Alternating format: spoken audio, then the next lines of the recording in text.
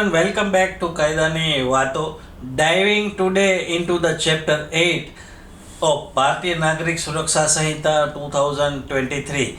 This chapter deals with the cross-border legal cooperation and attachment of property and forfeiture of the property. So let's break it down, shall we? BNSS Chapter 8 Reciprocal Assistance and Property Forfeiture. What does Chapter 8 cover?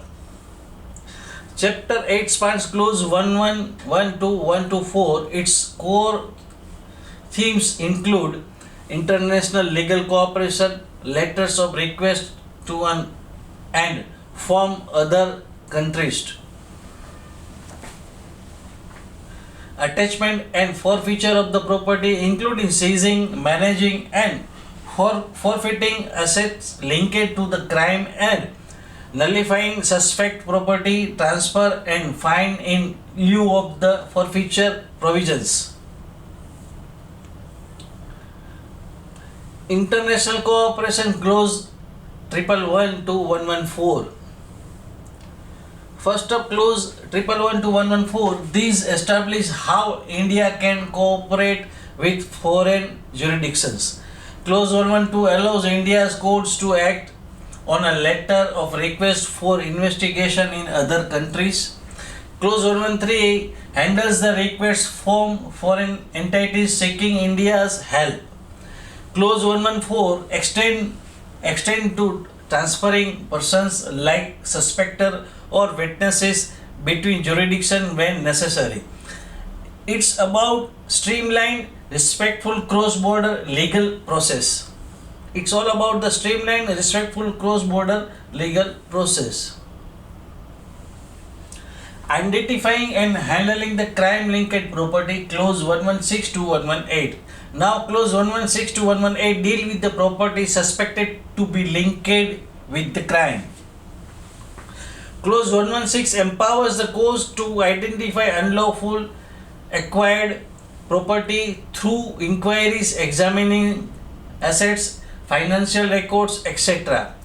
Clause 117 gives the investigation officer power to seize or attach property if they are worried it might be hidden or disposed of, and mandates court confirmation within 30 days.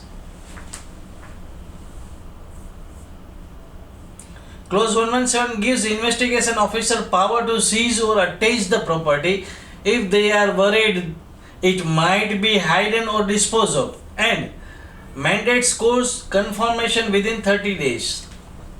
Clause 118 provides for appointing an administrator, usually a district magistrate, to manage seized or forfeited property. Notice and forfeiture of the property, clause 119 and 120. Clauses 119 and 120 outline how the system ensure fairness. Clause 119, the courts issue a show cause notice to the person whose property is under the scrutiny, asking them to explain the lawful source of those assets. Clause 120, if satisfied, the court can declare the property forfeited. If the person doesn't respond timely, the court may proceed ex parte, meaning without their input. Once declared, the property becomes government owned, free from the encumbrance.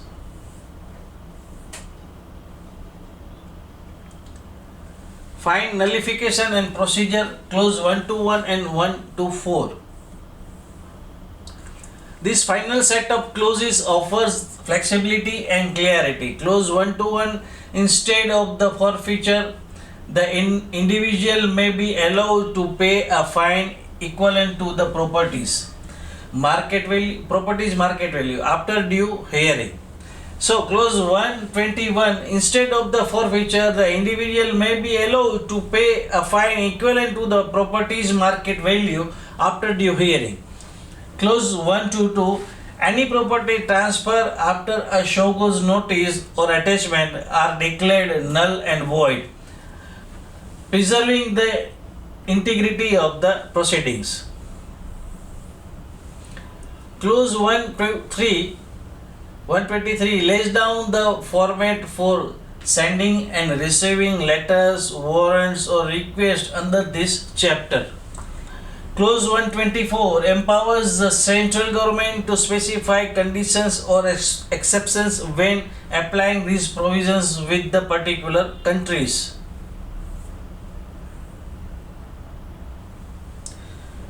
So, this was the chapter 8 of the BNSS. Now we move to the summarized chapter 8 of the BNS equips India with the robust tools to collaborate across the borders on criminal matters, seize and manage illicit property, ensure fair hearing or find alternatives to forfeiture, and maintain legal clarity through procedural safeguards.